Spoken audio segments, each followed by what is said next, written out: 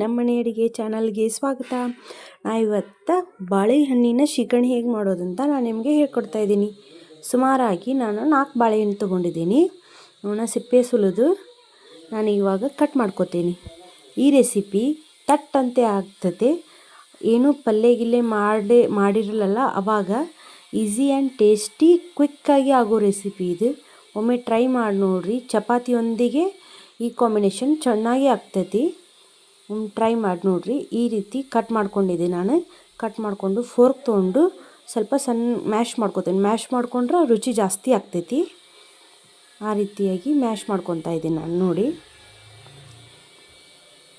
Try ಮಾಡಿ ನೋಡಿರಿ. ಚಪಾತಿಯೊಂದಿಗೆ ಈ ರೆಸಿಪಿ ಎಷ್ಟು ಚೆನ್ನಾಗಿರ್ತೈತಿ ಅಂತಂದ್ರೆ ಪದೇ ಪದೇ ನೀವೇ ಮಾಡ್ಕೊತೀರಿ ಈ ರೆಸಿಪಿನ. ಅದೇ ರೀತಿಯಾಗಿ ನಾನು ಇನ್ನೊಂದು ಬಾಳೆಹಣ್ಣು ಕಟ್ ಮಾಡ್ಕೊತಾ ಇದ್ದೀನಿ. ನೋಡಿ,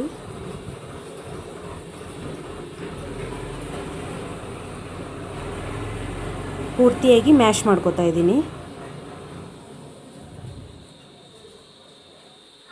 ಫೋರ್ಕ್ ತೊಗೊಂಡು ನೋಡಿ ಮ್ಯಾಶ್ ಮಾಡ್ಕೊಂಡಿದ್ದಾಯ್ತು. ಇದಕ್ಕೆ ಸ್ವಲ್ಪ ಹಾಲು ಹಾಕ್ತಾಯಿದ್ದೀನಿ. ಸ್ವಲ್ಪ ಜಾಸ್ತಿ ಜನ ಇದ್ದರೆ ಜಾಸ್ತಿ ಬಾಳೆಹಣ್ಣು ತೊಗೋಬೋದು ನೀವು. ಸ್ವಲ್ಪ ಹಾಲು ಜಾಸ್ತಿ ನಿಮ್ಗೆ ಎಷ್ಟು ಅನುಗುಣವಾಗ್ತೈತೆ ಅಷ್ಟೇ. ಸ್ವಲ್ಪ ಸಕ್ಕರೆ ಹಾಕ್ಕೋತಾ ಇದ್ದೀನಿ.